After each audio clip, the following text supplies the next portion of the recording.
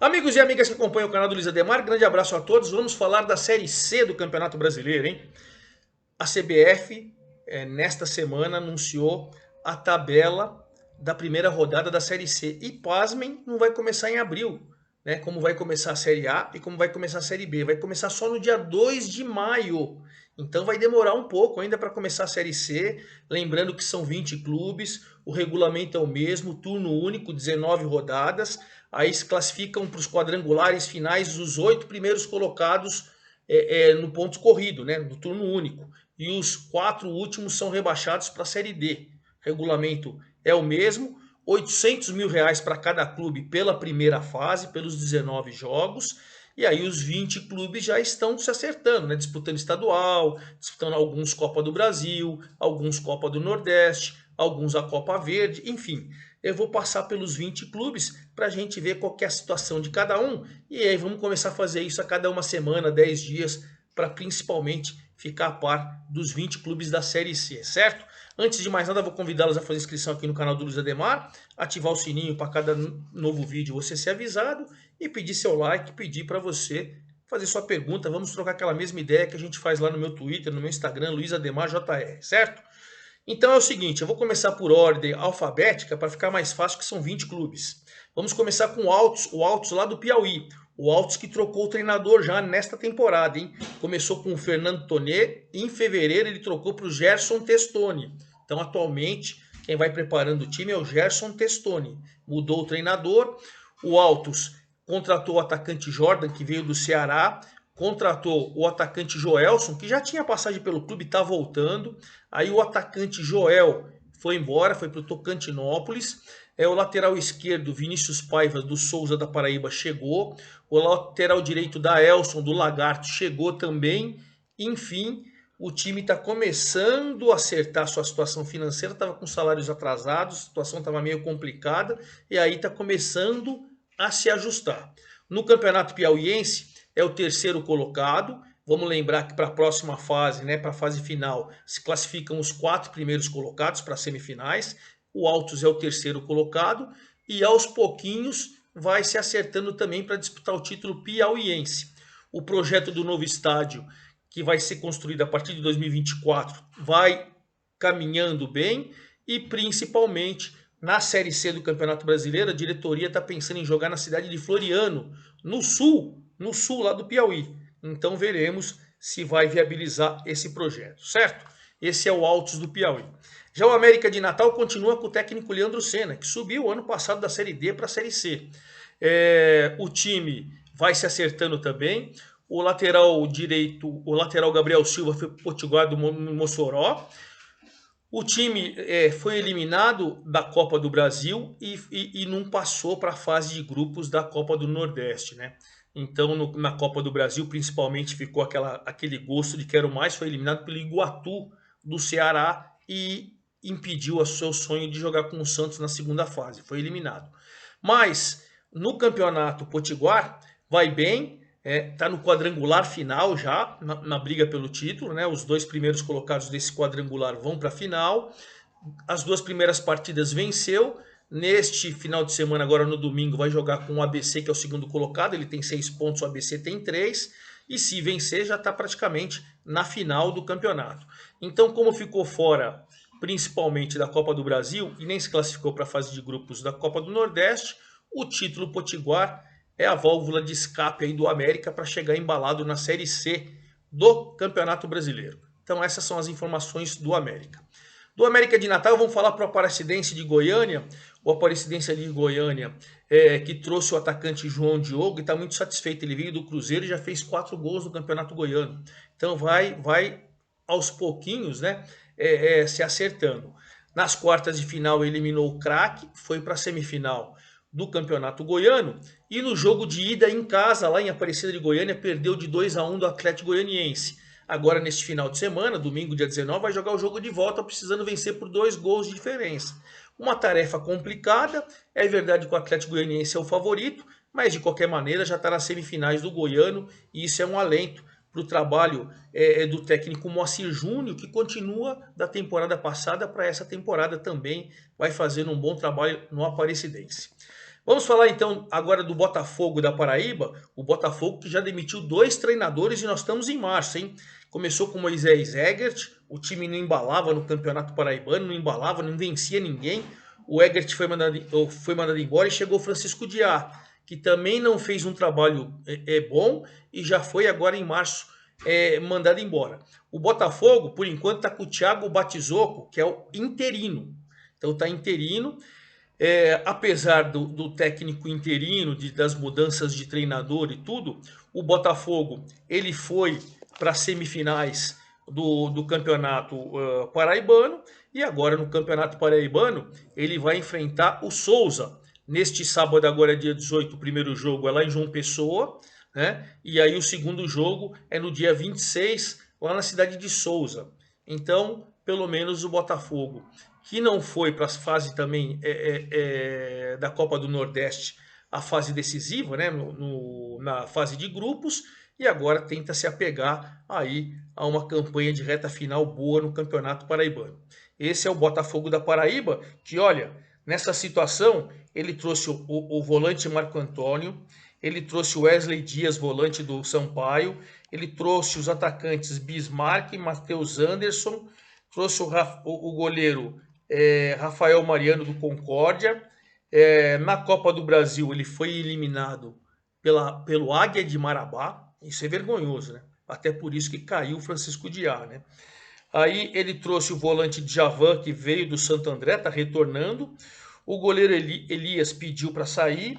E aí vai chegando alguns outros reforços, vai reformulando o elenco, mas reformulando o elenco antes de chegar um novo treinador. A diretoria promete um novo treinador, mas por enquanto o Batizocco vai aí comandar o time nessa reta final, nessas semifinais do Campeonato Paraibano.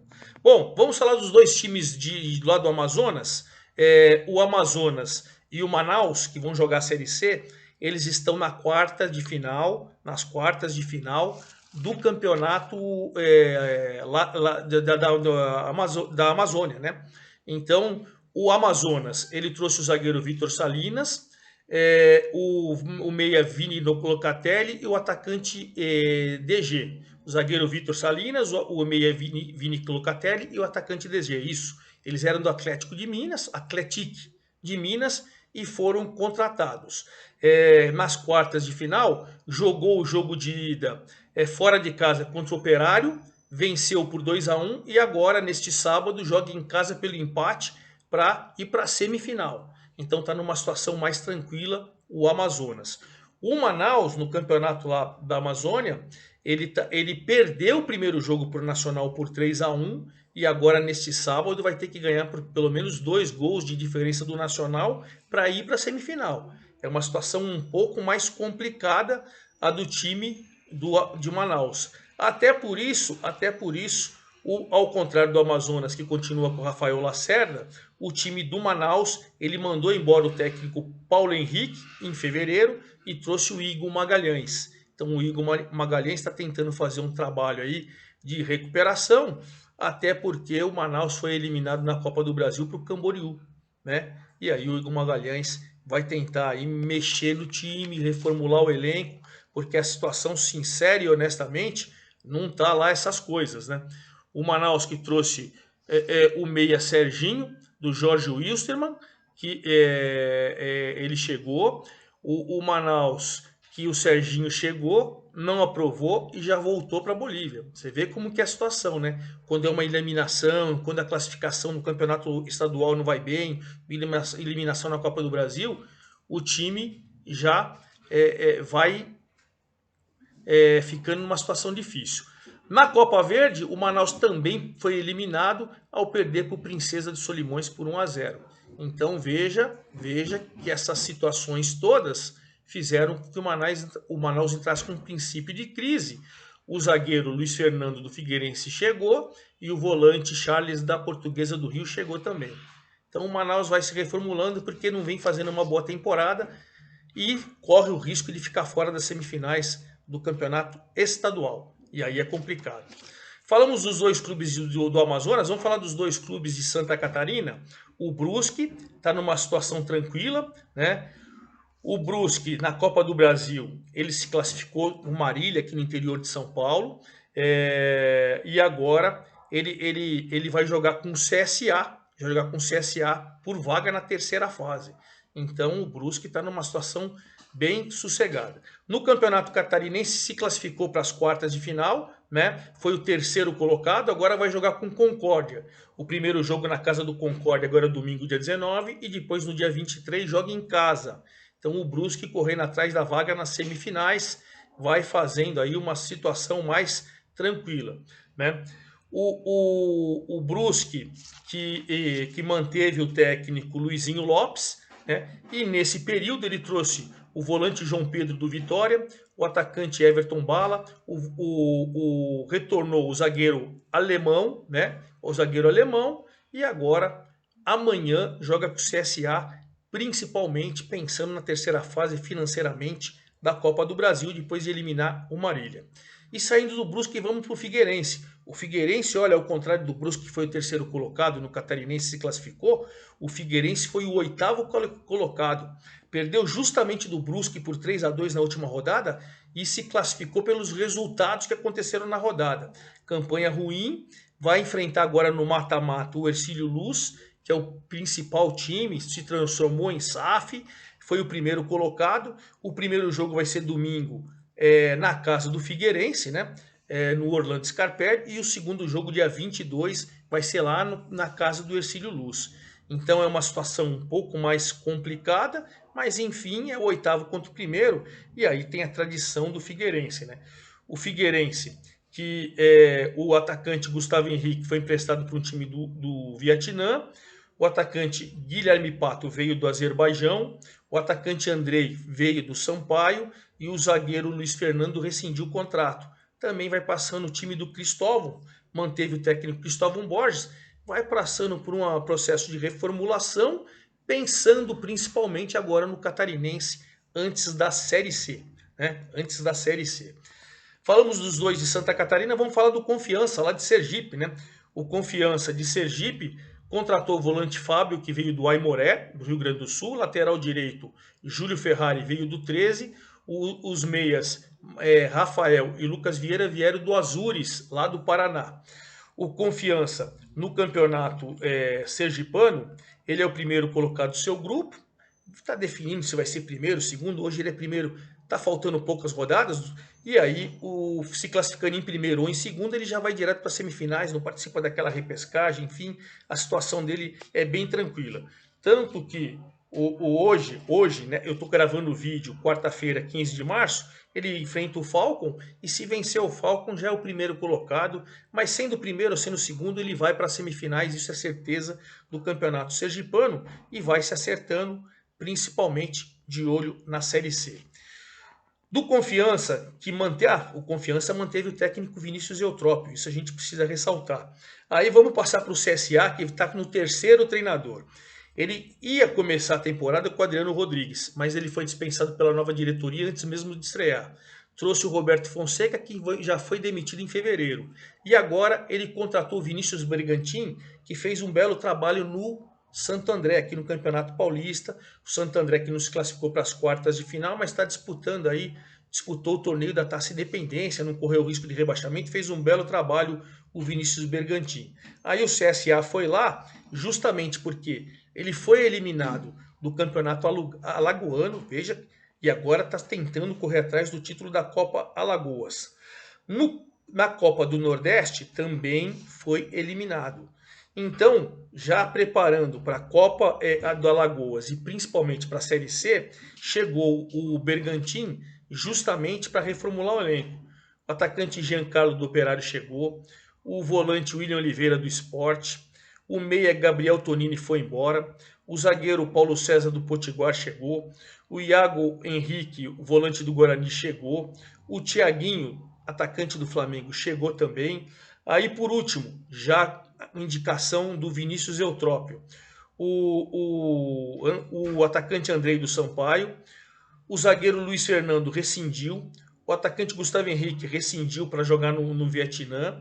E aí as contratações, o Gabriel Tariari do Santo André, atacante, chegou pedido do Bergantin.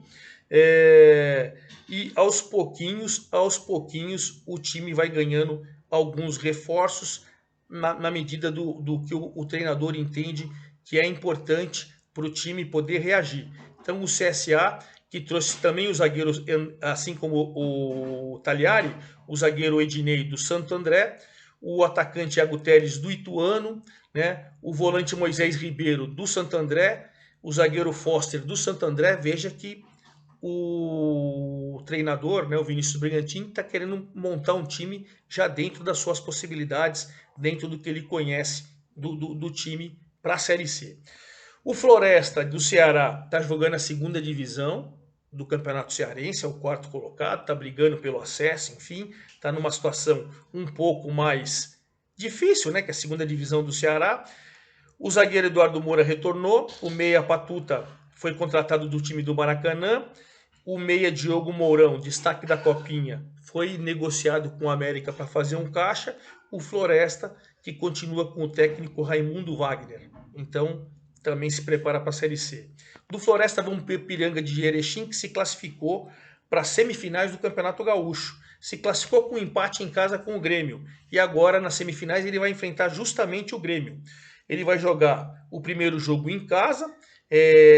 Nesse domingo ele joga em casa e depois no sábado que vem ele joga com o Grêmio lá na Arena do Grêmio para ver quem vai para a final.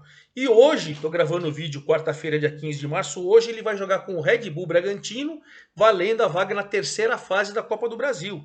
Então o Ipiranga, né, que aos pouquinhos ele eliminou o São Francisco do Acre na primeira fase, agora vai jogar com o Red Bull Bragantino, valendo vaga na terceira fase hoje. E depois, no domingo, já enfrenta o Grêmio pela semifinais do Campeonato Gaúcho. Ele que é o atual vice-campeão gaúcho. Então o Ipiranga vem fazendo bons trabalhos. E isso é muito legal, né? Vamos do Ipiranga para o Náutico? O Ipiranga continua com o mesmo treinador, né? Deixa eu pegar aqui o técnico do Ipiranga, é o Luizinho Vieira. Acho que eu falei para vocês do Luizinho Vieira. Vamos para o Náutico, que também mantém o Dado Cavalcante no comando. O Náutico, que trouxe o goleiro Cássio do América Mineiro. O atacante Jael, depois de um ano parado, retornou. O Júlio renovou o contrato até 2024. E aí o Náutico trouxe também o atacante Alisson Santos do Vitória. E a gente pode falar que ele é o quarto colocado no campeonato pernambucano. Está buscando vaga aí entre os dois primeiros. Está brigando principalmente com o Retrô para estar ali na segunda colocação, porque o Sport já disparou, né? E na verdade ele está em terceiro agora. Hoje, nesta quarta-feira, dia 15, ele joga com o Ibis, mas quer ficar em segundo, porque o primeiro e o segundo colocado já vão direto para as semifinais. É uma situação. A última contratação, saída no elenco foi o lateral esquerdo Alan Cardoso, que não renovou seu contrato.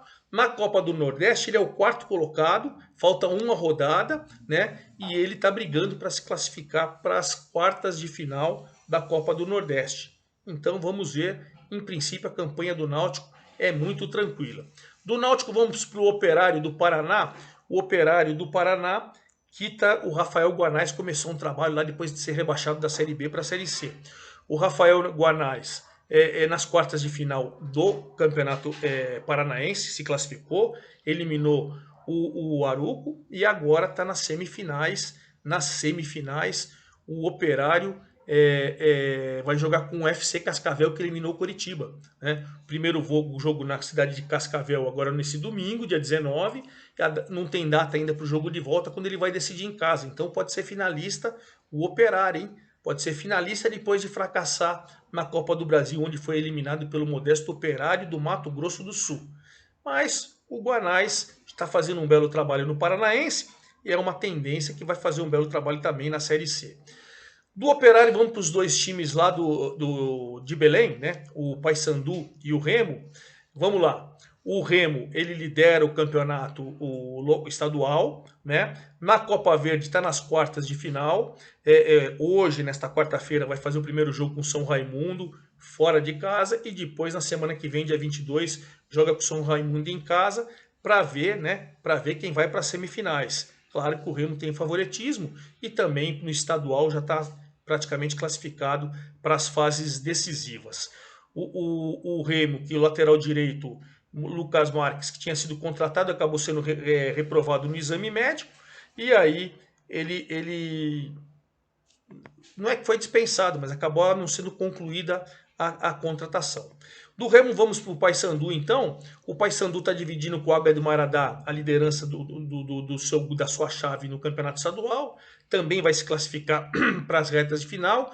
Na Copa Verde, ele já fez o jogo de ida das quartas de final, ao contrário do Remo, que vai jogar hoje. Ele já fez com o Princesa de Solimões lá em Manaus, empatou 0-0. Agora, na próxima dia 23, ele joga em casa, precisando vencer para ir para as semifinais, né? Então está numa situação mais tranquila o Remo. O Paysandu, quer dizer. O Remo ainda vai joga hoje. O atacante Dioguinho foi para o Iraque, a gente pode falar que saiu. O venezuelano Diagostino foi contratado. O goleiro Vitor Souza rescindiu o contrato, pediu para sair. O atacante Vinícius Leite está chegando do Vila Nova. O lateral Edilson, que joga na Ponte Preta, também está chegando. E aí o time vai se acertando, vai reformulando o seu elenco para brigar primeiro pelo título local junto com o Remo, muito provavelmente, né? E depois pensarem os dois na Série C. Vamos para o único paulista, o São Bernardo. O São Bernardo desclassificou para as quartas de final do Campeonato Paulista e foi eliminado pelo Palmeiras, perdendo por 1-0. Agora ele passou para a Taça Independência, é o favorito, vai jogar agora amanhã, quinta-feira, dia 16, contra a Inter de Limeira, valendo vaga na final desse troféu que tem 400 mil como premiação. O Christian Barletto, destaque do campeonato, foi negociado com o Corinthians, e o Vitinho, também destaque, machucou o joelho, vai operar e está fora da Série C.